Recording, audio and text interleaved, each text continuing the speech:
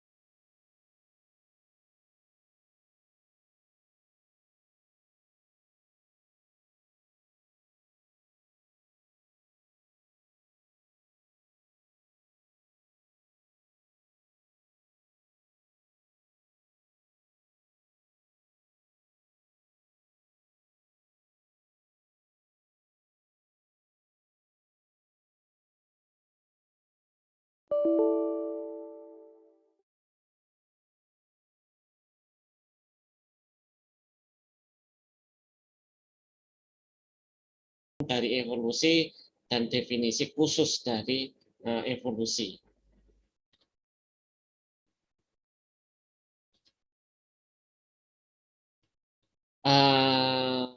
Invertebrata. Ya, invertebrata sudah kita pelajari detail di mata kuliah sistematika hewan atau diversitas hewan, yang mana ini terdiri dari ubur-ubur, kemudian moluska, bulu babi, arthropoda, cacing, echinodermata, dan lain-lain. Selain yang bersifat parasit, ya, vertebrata yang hidup bebas itu cenderung mengalami evolusi yang lebih kompleks. Dilihat dari ukuran tubuhnya, spesialisasinya, maupun habitat yang dihuni. Sementara invertebrata parasit itu cenderung kehilangan sejumlah besar organnya, cenderung sederhana, cenderung tidak berwarna yang mencolok, ya. Warnanya cenderung putih atau abu-abu, gitu ya, atau semi transparan. Ya. Sementara yang hidup bebas itu cenderung lebih terspesialisasi. memiliki simetri tubuh mulai dari radial dan bilateral. Jadi ada dua simetri tubuh ya, simetri tubuh radial dan simetri tubuh bilateral. Ya, jadi ini adalah karakteristik yang dimiliki oleh invertebrata yang menandai suatu proses evolusinya. Evolusi jaringan dan organ sudah saya singgung, hari ini nanti kita pelajari lagi. Kemudian evolusi perkembangan awal. Ya, hari ini akan ada pembahasan lagi simetri tubuh. Ini karena hanya dua, pembahasannya include ya di dalam pembahasan untuk pembelahan jaringan maupun perkembangan awal. Sefalisasi nanti akan saya jelaskan sefalisasi ini, kemudian ada lagi segmentasi dan pembentukan 3 lapisan jaringan dan selom. Sejarah evolusi invertebrata kemarin sudah kita bahas karakteristik ya, untuk membandingkan masing-masing kelompok filum ya. Ini dilihat dari lapisan jaringannya, simetri tubuhnya, sefalisasinya, selom, kemudian perkembangan awal. Kita bisa melihat ya, melihat secara lebih sederhana seperti ini.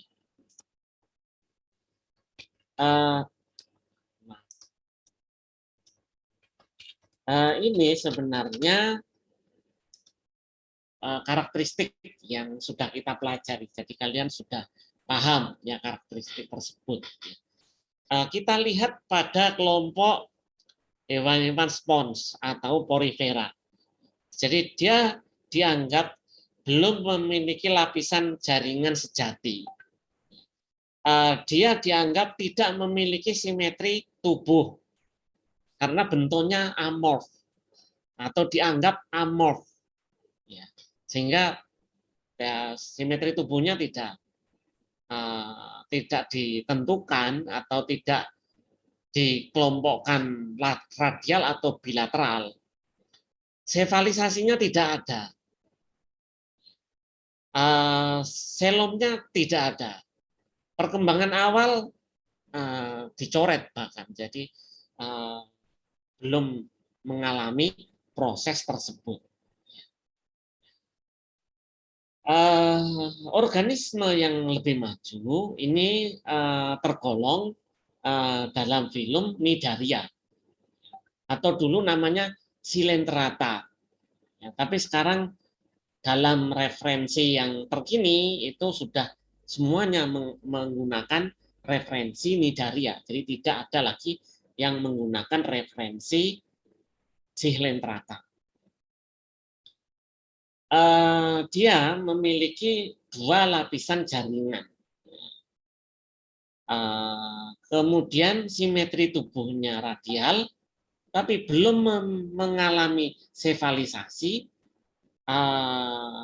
dan tidak ada selomnya. Jadi belum memiliki selom.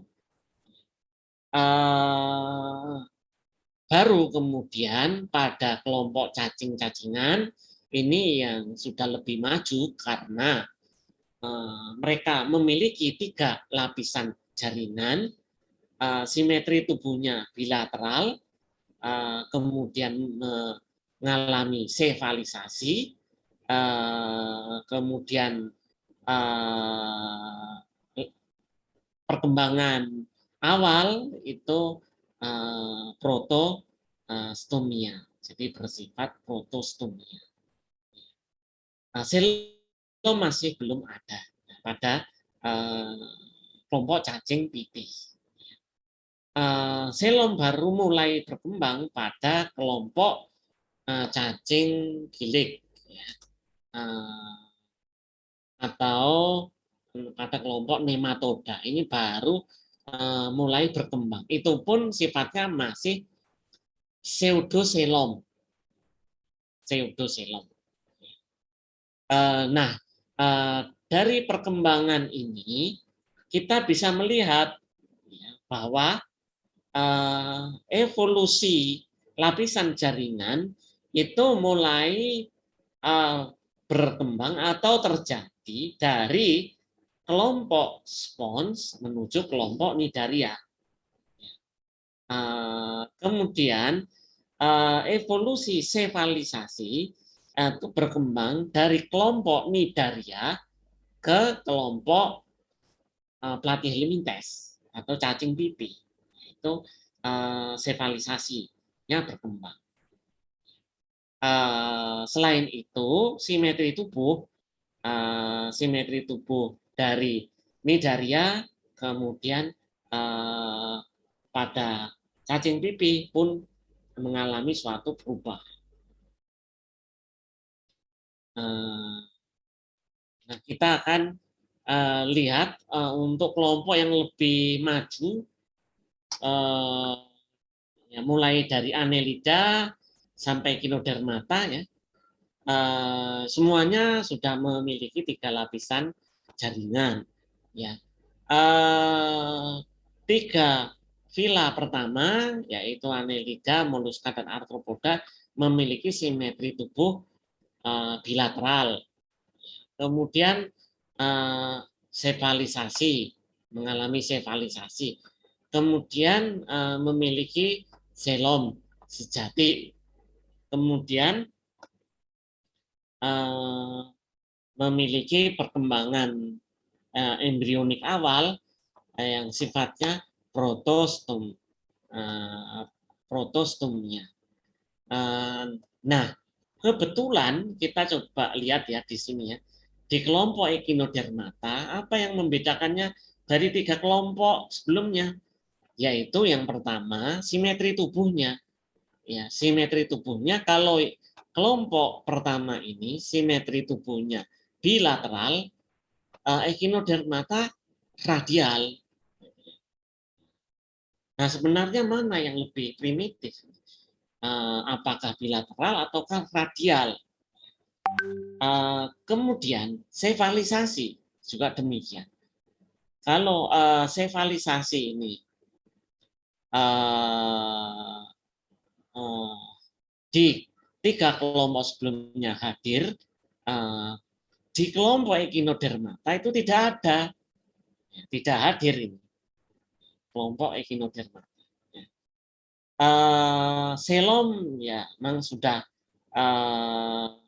berkembang sejak nematoda memiliki pseudoselom, kemudian pada Annelida memiliki selom sejati, selanjutnya dia tidak berevolusi lagi. Jadi sampai mamalia kelompoknya primata itu memiliki selom sejati. Dan sampai primata lapisan jaringannya juga hanya 3, gitu ya. Dari lapisan jaringan embrionalnya hanya 3. Ekto, kemudian meso, dan indo. Nah, berarti ini ada suatu keunikan pada kelompok Echinodermata, karena mereka memiliki simetri tubuhnya radial, tidak mengalami sefalisasi, dan perkembangan embrionalnya sifatnya adalah deuterostomia.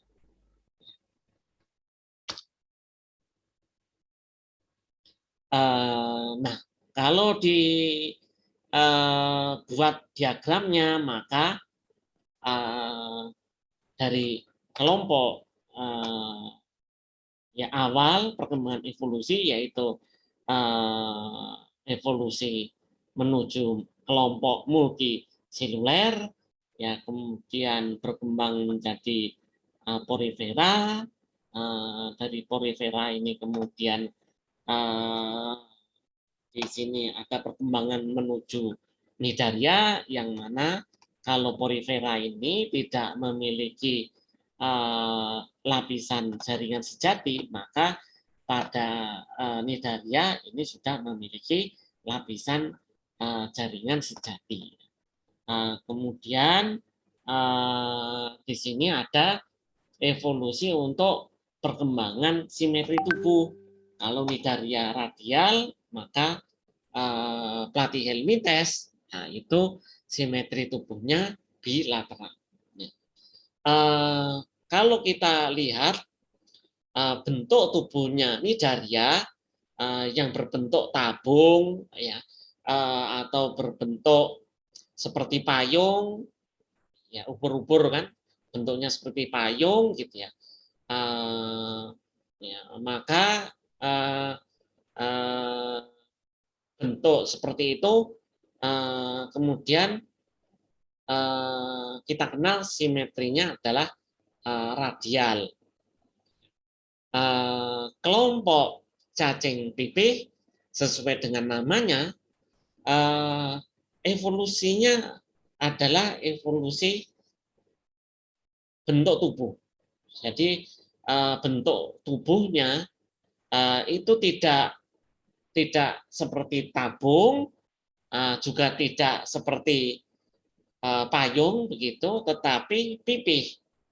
Ya, karena bentuk tubuhnya memipih, kemudian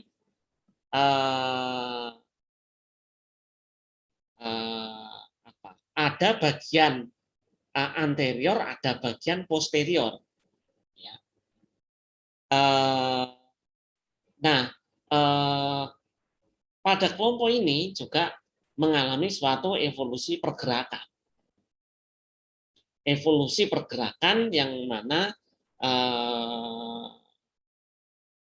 dari struktur pergerakannya tersebut mendorong atau mendukung pola pergerakan ke arah tertentu. Ke arah tertentu. Tidak lagi sebebas ubur-ubur, ya, ubur-ubur lebih bebas ya. Nah, sementara pada cacing pipih ini menuju ke arah tertentu. Nah, untuk itu ya, maka adanya penyatuan atau pengumpulan organ-organ indera gitu ya, pada lokasi tertentu menjadi menguntungkan, atau adanya pengumpulan atau apa ya istilahnya ya, persatuan ya, persatuan atau pengumpulan organ-organ indera pada ujung tertentu, nah, itu ternyata menguntungkan bagi mereka, sehingga dimulailah perkembangan ke arah pembentukan kepala atau dikenal sebagai sefalisasi. Jadi sefalisasi ini berkumpulnya organ-organ indera pada ujung tubuh tertentu yang kemudian kita sepakati itu adalah ujung anteriornya. Selain itu, selain simetri tubuh juga apa namanya tadi, sefalisasi menjadi penentu proses evolusinya flatworm. Ya. Selanjutnya dari flatworm kemudian ke arah kelompok yang lebih maju, yaitu cacing gilik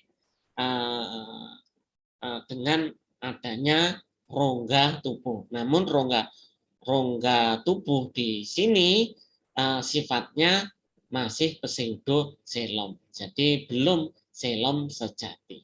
Ya. Xilom sejati baru terbentuk pada kelompok ini, Mollusca, Annelida, Arthropoda, dan seterusnya, kelompok yang lebih maju. Nah, pada percabangan ini, pada percabangan di sini, inilah kemudian apa namanya pola pembelahan tubuh itu menjadi sangat penting untuk perkembangan evolusi lebih lanjut. Evolusi pergerakan ini sudah kita bahas minggu yang lalu. Evolusi jaringan. Jadi kalau kita lihat ini adalah diagram yang menggambarkan struktur tubuhnya Porifera, yang mana struktur tubuh itu masih sederhana. Bahkan kita bisa lihat ya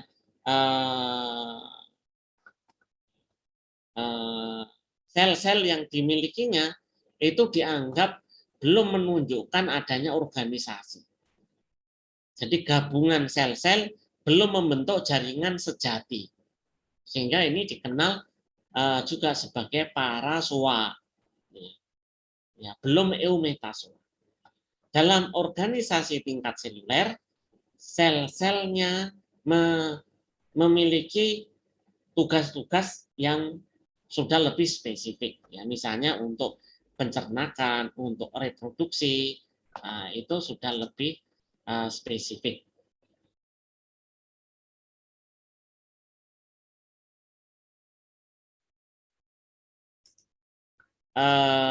Misalnya ini ya, ada namanya koanosit. Ya, koanosit ini sel-sel yang punya flagel. Ya, fungsi sel-sel ini untuk mengatur aliran air dan memfilter partikel-partikel makanan dari air. Setelah difilter makanannya, kemudian makanannya dikasihkan kepada sel amoebosit untuk dia mendistribusikan makanannya ke sel-sel yang lainnya. Ya. Ada juga sel porosit ya, yang berbentuk seperti tabung yang berfungsi untuk mengendalikan arus air, ya, mengendalikan keluar masuknya air. Ya, seperti ini, maka dia tidak dianggap sebagai suatu jaringan, gitu. Jadi hanya kelompok sel atau kumpulan sel yang belum terorganisir.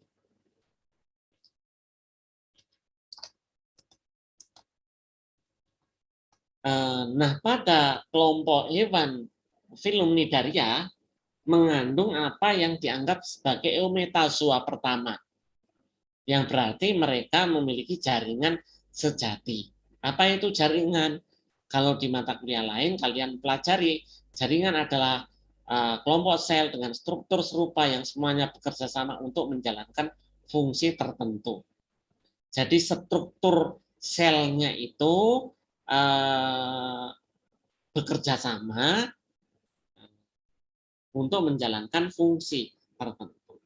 Jadi kalau yang Porifera dianggap jadi dia belum memiliki jaringan, ya karena sel-selnya itu dianggap belum bekerja sama atau belum berorganisasi.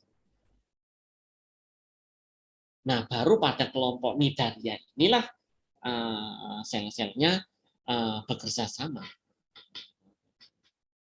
dan menjalankan fungsi tertentu.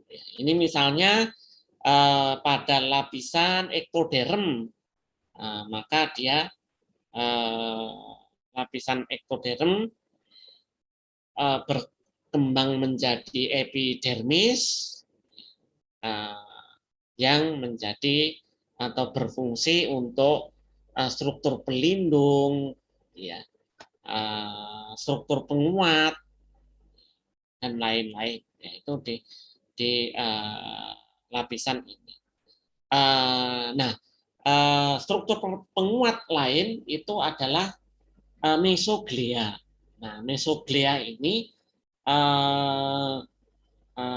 hanya terdiri dari apa namanya, gelatin gitu ya, yang mana dia lapisan non selular, tidak ada selnya di bagian mesoglea. Ya, sementara kemudian lapisan endodermis akan menjadi jaringan gastrodermis yang berfungsi untuk memproses sistem pencernaan makanannya. Evolusi jaringan tubuh ini berkembang dari blastula pada tahapan embrional, ya. Jadi evolusi jaringan ini pada tahapan embrional itu blastula, ya ini ya, kan kita refresh lagi ya mengenai pembelahan. Jadi pembelahan embrional itu kan seperti ini ya, dari zigot membelah menjadi sekian sel, kemudian membentuk bola, ya, bola sel. Bola ini dikenal dengan nama blastula, gitu ya. Nah, dari blastula ini mulailah terjadi proses invaginasi, ya, melekuk ke dalam, ya, berbentuk seperti ini. Nah, dari sini kemudian terbentuk gastrula.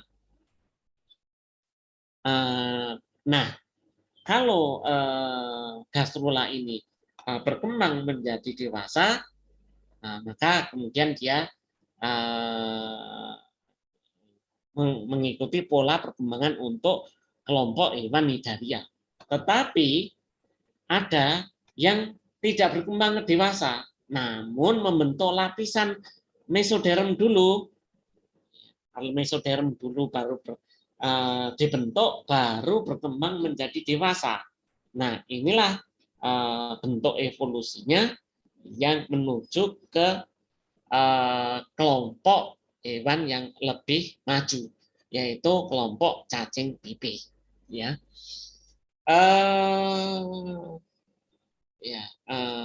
Nah, ini adalah ilustrasi untuk menunjukkan perkembangan evolusi lapisan jaringan ketiga. Nah, pertanyaannya kemudian, lapisan jaringan ketiga ini asal usulnya dari mana, gitu ya? Yang jelas karena awalnya adalah dua, gitu ya, dua lapisan. Ya, lapisan mesoderm ini bisa dari endoderm, bisa dari ektoderm, gitu. Tapi yang jelas apa yang membedakan? Yang membedakan adalah lapisan jaringan ini dalam perkembangan lanjutnya membentuk struktur-struktur yang lebih kompleks. Yang membedakannya dari dua kelompok embrional yang lainnya, yaitu ektoderm dan endoderm.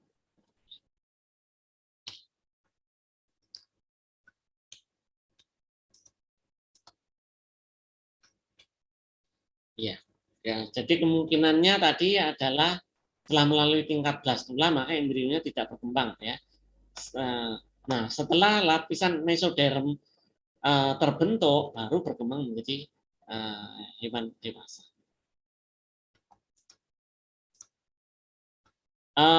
Rongga tubuh ya sudah kita bahas ya kemarin, evolusi silom ya, kemudian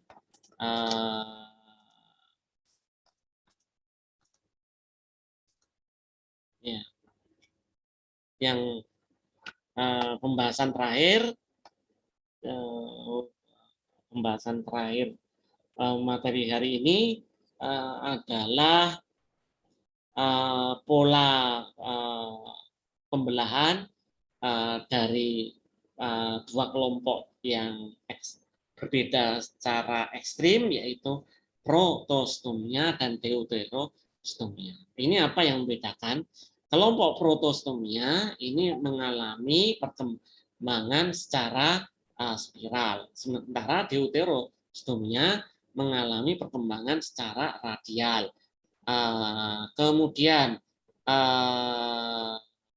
sifat pembelahannya yang protostomia adalah determinan, yang deuterostomia adalah indeterminan. Pada protostomia itu mulut dibentuk terlebih dahulu, jadi blastofor itu akan membentuk menjadi mulut, sementara pada deuterostomia blastofor itu membentuk anus terlebih dahulu. Yang kemudian ini sifatnya sisoselus dan deuterostomia sifatnya enteroselus. Kita ya lihat ya bentuk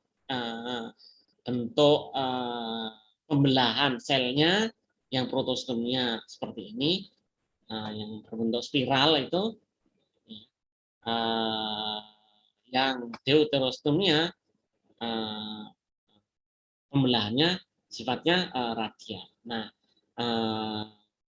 perkembangan berikutnya yang protostomia setelah membentuk bola dan mengalami invaginasi tadi ya, mengalami gastrulasi, maka blastofornya di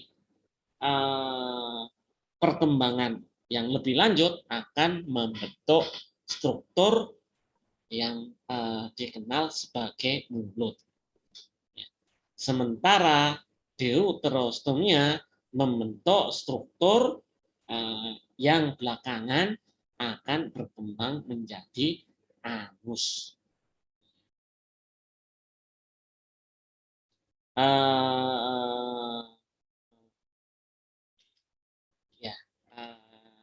Jadi ini materi kita hari ini ya.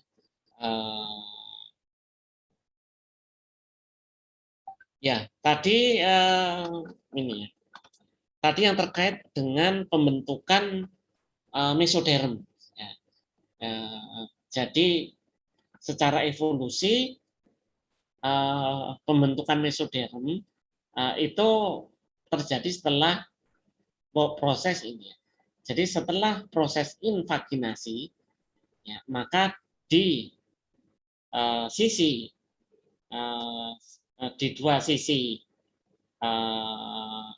yang dekat dengan blastofor, itulah mulai berkembang mesoderm. Belakangan nanti mesoderm akan berkembang menjadi organ-organ dalam ya, dan silom ya. Silom dan organ-organ yang lainnya yang terkait, yaitu dari lapisan mesoderm. Ya lebih detailnya lagi, ektoderm itu jadi apa ya, endoderm jadi apa, mesoderm jadi apa, ini kan kalian pelajari di biologi reproduksi. Ya, saya kira dari sana sudah jelas ya penjelasannya. Kiranya demikian yang materi saya hari ini. Ya, terima kasih atas perhatiannya. Barangkali Kalau ada yang masih kesulitan ya untuk mengirimkan scan-nya lewat ini email, jadi tidak harus scan ya, boleh difoto. Boleh difoto.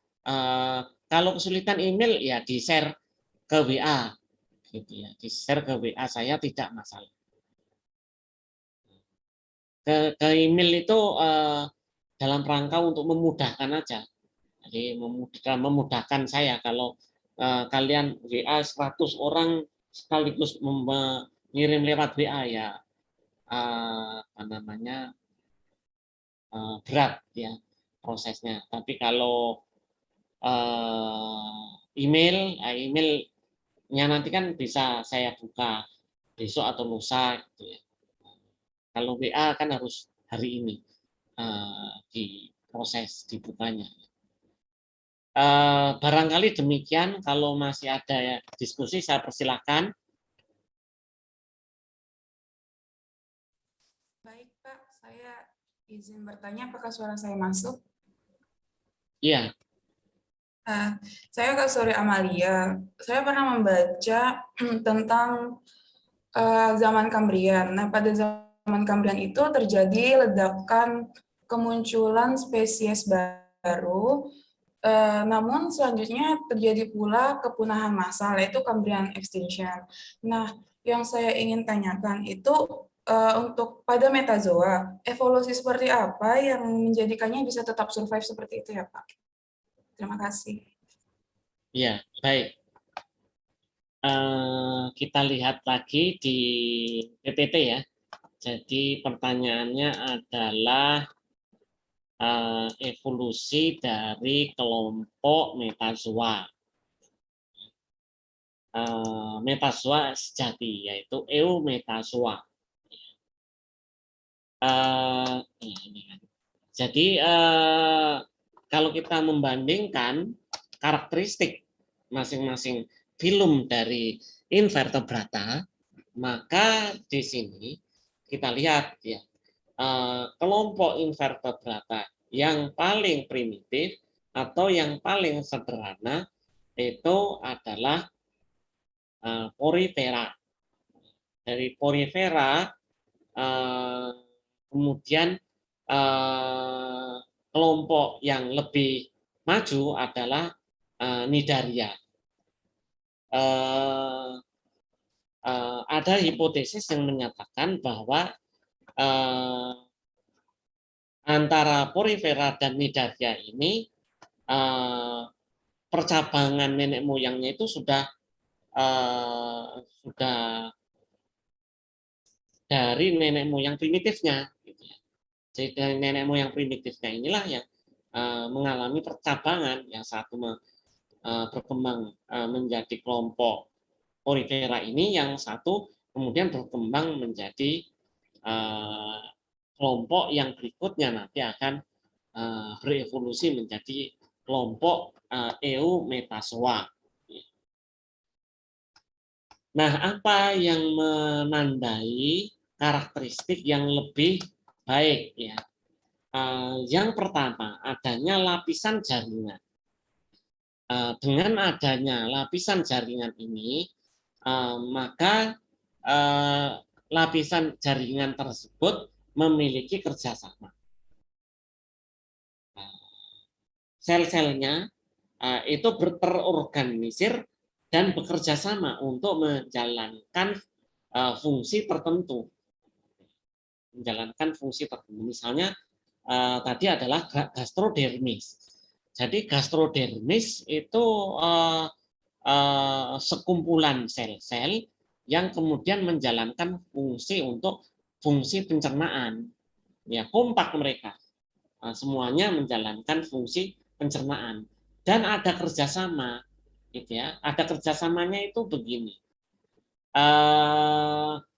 Kalau suatu kelompok, ya kelompok sel yang kemudian menyatu menjadi suatu jaringan, gitu ya. Manakala dia bekerja sama, maka kelompok sel tersebut itu dalam satu kurun waktu bisa menjalankan fungsi yang berbeda. Misalnya ya, sel-sel otot, ya, sel-sel otot yang membentuk jaringan otot. Ya. Nah, jaringan otot ini pada saat yang bersamaan, ya karena adanya koordinasi, gitu ya, maka dia bisa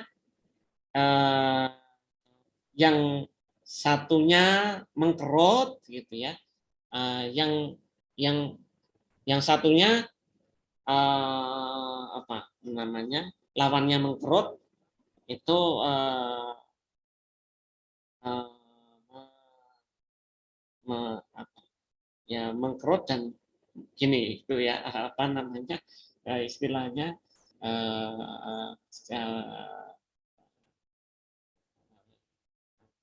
otot ya sel-sel otot itu kan gitu ya ada yang sel-selnya mengecil, mengkerut sehingga tertarik.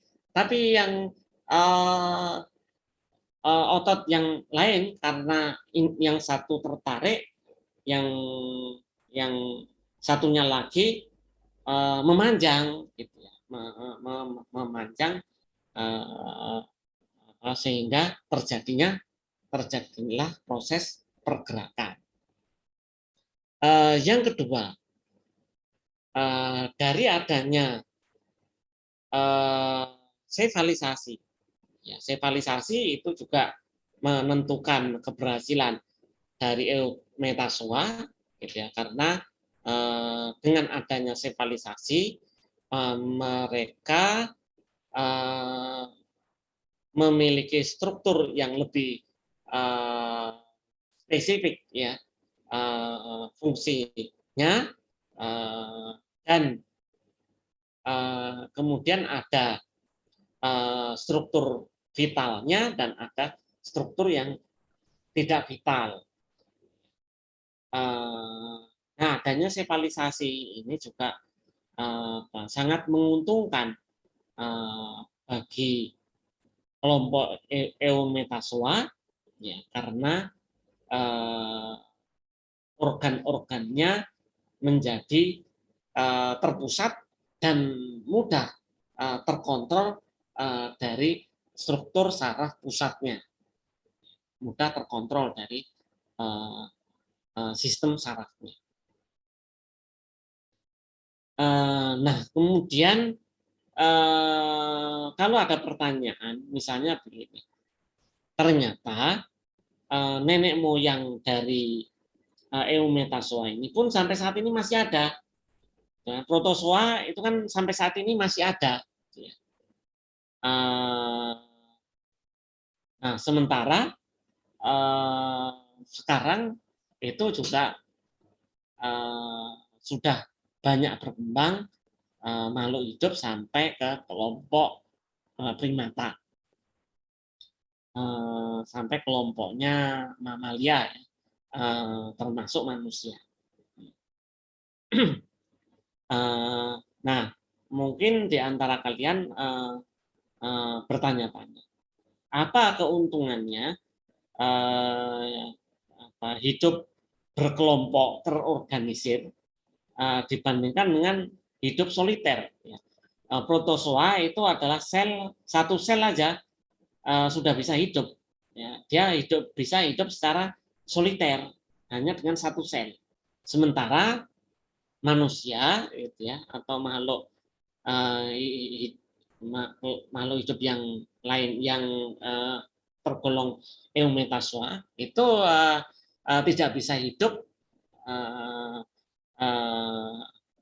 hanya satu sel, gitu ya. Dan ya, jadi misalnya ya, dari otot kita diambil satu sel, gitu ya. Nah, dari satu sel ini ya dia tidak bisa hidup, ya kecuali kalau kemudian tumbuhkan, beda soal kalau dimodifikasi dan kemudian ditumbuhkan itu beda soal. Tetapi secara umum satu sel kita itu tidak bisa hidup. Tetapi kita hitung berapakah jumlah sel yang ada di dalam tubuh kita, berapa triliun jumlah sel yang ada di tubuh kita. Sehingga kalau misalnya satu individu porifera mengalami kematian, maka tamatlah sudah riwayatnya. Tapi satu sel, jangankan satu sel, ya, mungkin 1000 sel di dalam tubuh kita mati, itu sel-sel yang lain di dalam tubuh kita masih tetap hidup. Itu keuntungannya dari sel-sel menyatu, kemudian membentuk lapisan jaringan dan terorganisir, ya, dibandingkan dengan sel tunggal, ya, dibandingkan dengan hewan yang bersel tunggal. Nah, evolusi lanjutannya itu berkembang menjauh lebih kompleks untuk beradaptasi dengan lingkungan yang lebih sesuai dengan habitat yang ditempati oleh masing-masing spesies tersebut. Ya. Kemudian kalau ada pertanyaan, kenapa kok ada yang survive, ada yang tidak survive? Ya, itu memang seleksi alam. Jadi seleksi alam itu bisa menguntungkan kelompok tertentu, bisa merugikan kelompok yang lain, gitu ya. Contohnya begini, misalnya, kalau evolusi itu dari segi makanan dan makanan yang tersedia itu ukurannya besar, yang mana makanan yang lebih besar itu lebih mudah untuk dikonsumsi oleh individu-individu yang lebih besar ukurannya, gitu ya. Contoh ya, misalnya ada burung, ya, burung pemakan biji. Nah, dari segi evolusi biji itu berkembang, ya, berkembang menjadi lebih besar, maka individu-individu yang memiliki paruh yang lebih besar lah yang lebih diuntungkan, gitu, karena dia bisa memakan biji lebih besar itu. Tetapi individu yang memiliki paruh yang lebih kecil, dia tersisih, ya, tersisih, tidak bisa lulus hidup, tidak bisa sintas. Jadi kondisi lingkungan pada waktu itu menguntungkan pada kelompok tertentu dan bisa jadi merugikan pada kelompok yang lainnya. Sehingga ada yang mengalami kepunahan, ada yang mengalami kesintasan. Demikian sedikit informasi yang bisa saya tambahkan. Semoga bisa menjawab pertanyaannya. Baik, Pak. Terima kasih atas penjelasannya. Ya, baik. Masih adakah pertanyaan atau sudah cukupkah? Ya, ya sebenarnya apa namanya? Sebenarnya materi nanti kan bisa kalian cari dari sumber yang lain ya. Nah, berikutnya saya ingin menawarkan kepada kalian, apakah kalian masih memerlukan kuis lagi ataukah diganti dengan tugas? Kuis ataukah tugas?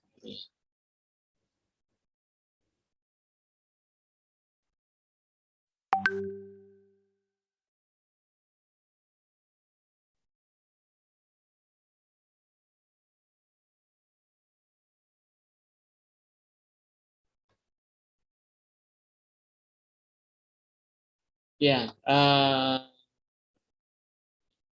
ya. Nah, kalau saya tanya satu persatu, ini ada 130-an ya, tidak mungkin. Sekarang saya nanya ke ketua kelasnya aja, ya. Ketua kelas kan ada 3 ya, ada 3 kelas ini ya. Kalau sepakat ya berarti nanti sepakat dengan itu, gitu ya. Tapi kalau tidak sepakat, gitu ya, dari 3 orang itu tidak sepakat, ya maka ini apa namanya? Berarti saya yang akan memutuskan. Ya silakan kalau ketua kelas A memilih apa, kuis ataukah tugas? Iya, Prof. Permisi. Iya. Mungkin dari kelas A masih didiskusikan di grup. Nah, sini enggak apa namanya kalau diskusi lama. Kalau pribadi Putri sendiri ya, Putri sendiri memilih apa? Ya, Prof. Kalau saya sendiri prefer kuis yang seperti tadi, Prof. Wis ya. Oke, ya, kelas B, ketua kelasnya.